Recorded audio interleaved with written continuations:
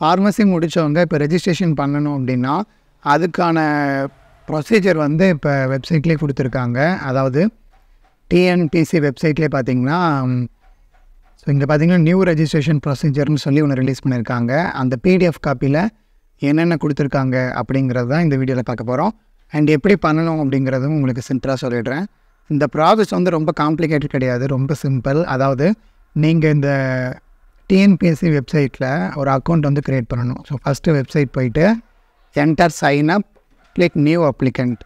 அதாவது நீங்கள் இப்போ தான் நீங்கள் ஃபஸ்ட்டு டைம் நீங்கள் இந்த வெப்சைட்குள்ளே போகிறீங்க அப்படின்னா உங்களுக்குன்னு ஒரு யூசர் நேம் பாஸ்வேர்டு வந்து தேவைப்படும் இல்லையா? ஸோ அதை தான் வந்து சைன்அப் கொடுத்து நியூ அப்ளிகண்ட் கொடுத்து உங்களோட மெயில் ஐடி பாஸ்வேர்டு அப்புறம் கன்ஃபார்ம் பாஸ்வேர்டெலாம் கொடுத்திங்கன்னா சைன்அப் ஆகிடும். ஸோ இந்த யூசர் ஐடி, அதாவது உங்களோட மெயில் ஐடி தான் யூசர் ஐடி இந்த பாஸ்வேர்டை வந்து நீங்கள் ஞாபகம் வச்சுக்கணும். Every time you are going to sign up you are going to login. இதுக்கப்புறம் an activation link will be sent to your mail ID. Open your mail and click the link to activate your user ID. So இப்போ நீங்கள் என்ன mail ID கொடுத்தீங்களோ அதுக்கு ஒரு activation link வந்து அவங்க அனுப்பிடுவாங்க. அதை நீங்கள் கிளிக் பண்ணிங்கன்னா உங்களோட ஐடி வந்து ஆக்டிவேட் ஆகிடும். அதுக்கப்புறம் நீங்கள் எப்போ வேணாலும் நீங்கள் லாகின் பண்ணி அதுக்கப்புறம் நீங்கள் பார்த்துக்கலாம். ஸோ இப்போ நீங்கள் லாகின் பண்ணுறீங்க அப்படின்னா லாகின் பண்ணதுக்கப்புறமா அதில் வந்து ஃபஸ்ட்டு காலமே வந்து கோ டு ரெஜிஸ்ட்ரேஷன் அப்படின்னு இருக்கும். ஸோ இதில் கிளிக் பண்ணிங்க அப்படின்னா உங்களுக்கு வந்து ஒரு ஃபார்ம் மாதிரி ஓப்பன் ஆகும். இதில் உங்களோட name, father name, date of birth, இந்த மாதிரி விஷயங்கள்லாம் கேட்டிருப்பாங்க. அதெல்லாம் நீங்கள் கிளிக் பண்ணிக்கணும். அப்புறம் நேட்டிவ் ஆர் ட்ரான்ஸ்ஃபர் அப்படின்னு ஒரு ஆப்ஷன் இருக்கும்.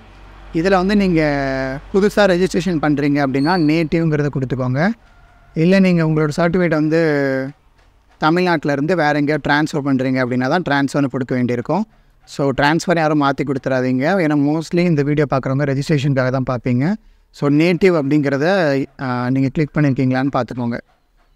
அதுக்கப்புறம் scan all the documents. So என்னென்ன டாக்குமெண்ட் வேணும்னு சொல்லி ஒரு லிஸ்ட்டு கொடுத்துருப்பாங்க. அது பின்னாடி கீழே இருக்கும். ஸோ அந்த டாக்குமெண்ட்லாம் எடுத்து நீங்கள் ஸ்கேன் பண்ணி வச்சுக்கோங்க. ஸோ ஸ்கேன் பண்ணி வச்சுட்டு அதெல்லாம் அப்லோட் பண்ண வேண்டியிருக்கும். Upload as attachments. The attachment may be made in multiple documents and a single consolidated document. அதாவது நீங்கள் ஒரிஜினல் டாக்குமெண்ட் அப்லோட் பண்ணும்போது உங்களுக்கு 2 ஆப்ஷன் இருக்கும். ஒன்று மல்டிபிள் டாக்குமெண்ட் அப்படின்னா இப்போ வந்து டிசி நீங்கள் தனியாக அட்டாச் பண்ணணும், அப்புறம் கான்வொகேஷன் சர்டிஃபிகேட் தனியாக பண்ணணும், மார்க் ஷீட்ஸ் தனியாக பண்ணணும், ஆதார் கார்டு தனியாக பண்ணணும். இந்த மாதிரி எல்லா டாக்குமெண்ட்டும் தனித்தனியாக பண்ணுறீங்கன்னா மல்டிபிள் டாக்குமெண்ட்ஸ் அப்படிங்கிறத கிளிக் பண்ணிக்கோங்க. இல்லை எல்லா டாக்குமெண்ட்டையும் சேர்த்து, அதாவது உங்களோட டிசி, மார்க் ஷீட்டு, உங்கள் ஆதார் கார்டு, அப்புறம் உங்களோட மார்க் ஷீட்டு, கான்வொகேஷன், இந்த மாதிரி எல்லாமே சேர்த்து ஒரே ஃபைலாக நீங்கள் பிடிஎஃபாக மாற்றி நீங்கள் அப்லோட் பண்ணலாம். அதுக்கு வந்து கன்சாலிடேட்டட் டாக்குமெண்ட் அப்படிங்கிறத கிளிக் பண்ணி ஒரே ஃபைலாக கூட நீங்கள் அப்லோட் பண்ணிக்கலாம்.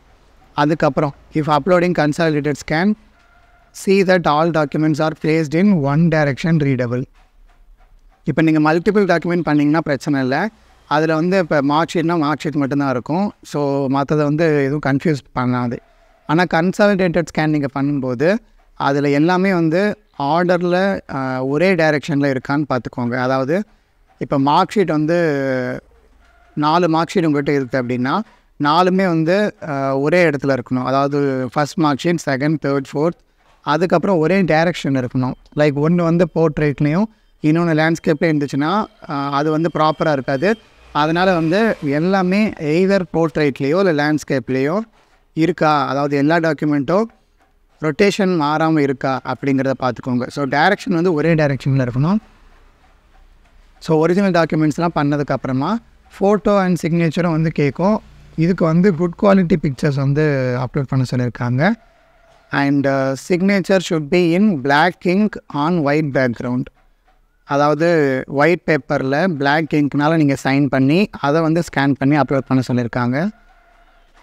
these will be printed on registration certificate. So registration சர்டிஃபிகேட்டில் இந்த சிக்னேச்சர்லாம் பிரிண்ட் ஆகி வரும் அப்படிங்கிறதுனால ஒயிட் பேக்ரவுண்டில் பிளாக் இங்கில் பண்ண சொல்லியிருக்காங்க. ஸோ ப்ளூ பெனில் மோஸ்ட்லி பண்ணாதீங்க, பிளாக் இங்கில் பண்ணி அதை வந்து ஸ்கேன் பண்ணி அப்லோட் பண்ணுங்கள். அண்ட் இங்கே வந்து ஒரு காஷன் கொடுத்துருக்காங்க, do not upload mobile scans of photos and signature images. So மொபைலில் ஸ்கேன் பண்ணி அனுப்ப வேண்டாம் அப்படின்னு சொல்லியிருக்காங்க. ஸோ இதுக்கு வந்து நீங்கள் லைக் ஜெராக்ஸ் சென்டர்லேயே கூட நீங்கள் ஸ்கேன் பண்ணி தாங்கன்னு சொன்னால் கூட ஸ்கேன் பண்ணி தருவாங்க. ஸோ அந்த மாதிரி நீங்கள் பண்ணுறது பெட்டர் அப்படின்னு போட்டிருக்காங்க. After filling the form and attaching all documents, photo, signature, images, click submit. So நீங்கள் எல்லா ஃபைலும் அப்லோட் பண்ணதுக்கு அப்புறமா தான் உங்களால் சப்மிட் பண்ண முடியும். அதுக்கு முன்னாடி நீங்கள் சப்மிட் கிளிக் பண்ணிங்கன்னா அதுவே காட்டும் அப்லோடு ஃபோட்டோ சிக்னேச்சர், இல்லை அப்லோட் திஸ் காலம், இல்லை அப்லோட் த டாக்குமெண்ட்ஸ், அந்த மாதிரி காட்டும். அதை பார்த்துட்டு நீங்கள் எல்லாமே பண்ணி முடிச்சுட்டு நீங்கள் சப்மிட் கொடுங்க. After submission your application will be verified. If it is in order and appointment link will be sent to your mail ID. So இப்போ உங்கள் அப்ளிகேஷன் வந்து அவங்க வெரிஃபை பண்ணதுக்கப்புறமா உங்களுக்கு ஒரு லிங்க் வரும் உங்களோட மெயில் ஐடிக்கு. அந்த லிங்க்கில் நீங்கள் கிளிக் பண்ணி உள்ளே போனீங்க அப்படின்னா அதில் அந்த வெப்பேஜில் பார்த்தீங்கன்னா அப்பாயின்மெண்ட் வந்து உங்களால் ஃபிக்ஸ் பண்ண முடியும். ஸோ இந்த ஃபிக்ஸ் பண்ணுற அப்பாயின்மெண்ட் வந்து இப்போ நீங்கள் வந்து ஜூன் 2 நீங்கள் அப்பாயின்மெண்ட் ஃபிக்ஸ் பண்ணுறீங்க அப்படின்னா அந்த நாள் 10 AM முன்னாடி நீங்கள் கவுன்சிலுக்கு வந்து வந்துட சொல்கிறாங்க அந்த ஃபிக்ஸ்டு டேட். ஸோ ஜூன் 2னா ஜூன் 2 10 AM அப்போது கவுன்சில் ஆஃபீஸ் முன்னாடி நீங்கள் போயிடுங்க. ஸோ நேரில் தான் போகணும் இதுக்கு. ஏன்னா நீங்கள் வந்து ஃபீஸ் வந்து cash to be paid by challan at the bank. So சலானில் நீங்கள் கேஷ் வந்து பே பண்ண வேண்டியிருக்கும். ஸோ இதனால் நீங்கள் நேரில் போய் தான், அதாவது ஃபஸ்ட் டைம் ரெஜிஸ்ட்ரேஷன் பண்ணுறவங்க கண்டிப்பாக நேரில் போய் தான் ஆகணும். அதை நோட் பண்ணிக்கோங்க. If your application is insufficient with particular or attachment not properly done, you will be informed over mail to resubmit. In case ஏதோ அட்டாச்மெண்ட் நீங்கள் ப்ராப்பராக பண்ணாமல் இருந்தீங்கன்னா அது வந்து ரீசப்மிட் பண்ண சொல்லி மெயில் வரும். while resubmitting the application you have to attach all the documents, photo, signature again. அதாவது நீங்கள் ரீசப்மிட் பண்ணும்போது இன்கேஸ் நீங்கள் மிஸ்டேக் பண்ணது ஒரே ஒரு டாக்குமெண்ட் அப்படின்னாலும் நீங்கள் எல்லா டாக்குமெண்ட்டையுமே இன்க்ளூடிங் ஃபோட்டோ அண்ட் சிக்னேச்சர் மறுபடியும் வந்து அப்லோட் பண்ண வேண்டியிருக்கும். அதாவது ரீசப்மிட் பண்ண சொல்லியிருந்தாங்க அப்படின்னா, இப்போ எக்ஸாம்பிளுக்கு நீங்கள் எல்லாமே கரெக்டாக பண்ணிட்டீங்க, உங்களோட கான்வொகேஷன் சர்டிஃபிகேட் மட்டும் அப்லோட் பண்ண விட்டுட்டீங்க அப்படின்னா ரீசப்மிட் பண்ணும்போது அது மட்டும் பண்ணால் பார்த்தாது, எல்லா டாக்குமெண்ட்டும் லைக் டிசி, மார்க் ஷீட், அந்த மாதிரி ஃபஸ்ட்டில் இருந்து எல்லாத்தையுமே வந்து ரீசப்மிட் பண்ண வேண்டியிருக்கும். அப்புறம் during peak season the approval May get delayed. Please keep வாட்சிங் யுவர் மெயில் இன் இன்பாக்ஸ். அதாவது பீக் சீசன் அப்போது வந்து அப்ரூவலுக்கு வந்து கொஞ்சம் டிலே ஆக வாய்ப்பு இருக்குது. அதனால் மெயிலை வந்து கீப் வாட்ச் பண்ண சொல்லியிருக்காங்க. நெக்ஸ்ட்டு வந்து லிஸ்ட் ஆஃப் டாக்குமெண்ட்ஸ் ரெக்வயர்ட். அதாவது இப்போ நீங்கள் அப்லோட் பண்ண வேண்டியிருக்கோம் இல்லையா, அதில் உங்களுக்கு என்னென்ன டாக்குமெண்ட்ஸ்லாம் தேவைப்படும் அப்படின்னு கேட்டிருக்காங்க அப்படின்னு கொடுத்துருக்காங்க. For diploma in pharmacy, TC, then SSLC, HSC mark sheets, so 10th and 12th mark sheet, course cum conduct certificate. So இதுவும் உங்கள் காலேஜில் கொடுத்துருப்பாங்க, இதை அப்லோட் பண்ணணும். அப்புறம் diploma in pharmacy certificate. So இதுதான் வந்து கான்வொகேஷன் சர்டிஃபிகேட்னு சொல்லுவோம். இதுதான் வந்து மெயினான certificate. D Pharm first year and second year mark sheets. So உங்களுக்கு ஃபஸ்ட் இயருக்கு அப்புறம் செகண்ட் இயருக்கு தனித்தனி மார்க் ஷீட்ஸ் கொடுத்துருப்பாங்க, அதை அப்லோட் பண்ணணும். Practical training contract form. அதாவது நீங்கள் ட்ரைனிங் போயிருப்பீங்க, அதை நீங்கள் ஜாயின் பண்ணுறதுக்கு முன்னாடி உங்களுக்கு ஒரு கான்ட்ராக்ட் ஃபார்ம்னு சொல்லி நீங்கள் ஃபில் பண்ணியிருப்பீங்க. ஸோ அந்த ஃபார்ம் கண்டிப்பாக உங்கள்கிட்ட இருக்கும், அதை வந்து அப்லோட் பண்ணணும். அதாவது கான்ட்ராக்ட் ஃபார்முங்கிறது டிஃப்ரெண்ட். அப்புறம் கான்வொகேஷனில் வந்து டிப்ளமோ இன் ஃபார்மசி கேண்டிடேட்ஸோடது ஹாஸ்பிட்டல் ட்ரைனிங் முடித்தாங்கன்னு இருக்கும், அதை அப்லோட் பண்ணிடாதீங்க.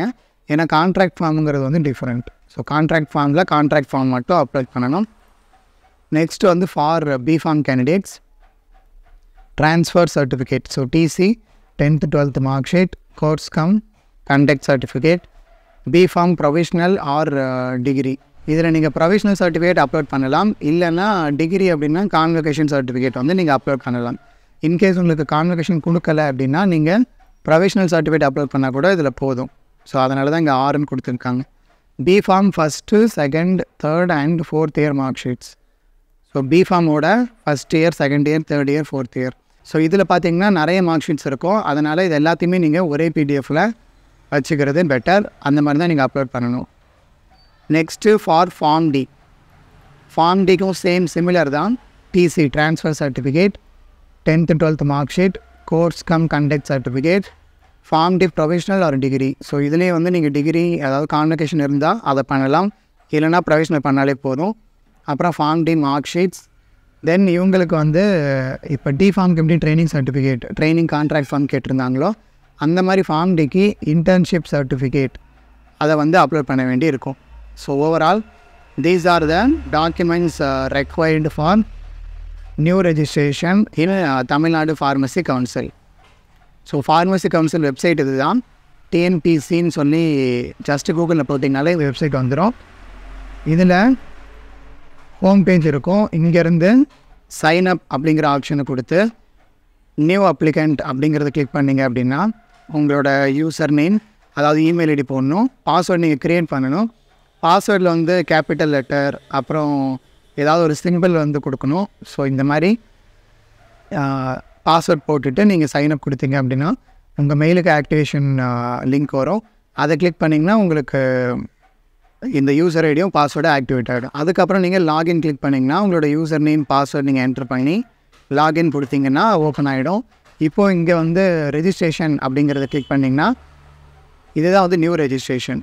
ஸோ இதில் உங்களோட டாக்குமெண்ட், உங்களோட இன்ஃபர்மேஷன் எல்லாத்தையும் நீங்கள் அப்லோட் பண்ணணும்.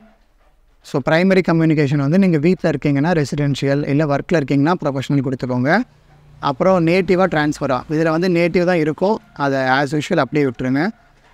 அதுக்கப்புறம் உங்களோட ஆதார் நம்பர், நேமு, இந்த மாதிரி எல்லா டீட்டெயிலும் போட்டுக்கோங்க. அட்ரஸ் ஃபில் பண்ணிக்கோங்க. இந்த மாதிரி எல்லாமே போட்டுட்டு அப்லோட் டாக்குமெண்ட்டில் பார்த்தீங்கன்னா நீங்கள் எல்லாமே தனித்தனியாக பண்ணுறீங்கன்னா அந்த மல்டிபிள் ஆப்ஷன்ஸில் டிசி தனியாக அப்லோட் பண்ணணும். இப்படி கிளிக் பண்ணிவிட்டு டிசி அப்லோட் பண்ணுங்கள். அப்புறம் 10th mark sheet, course certificate, இந்த மாதிரி அப்லோட் பண்ணணும்.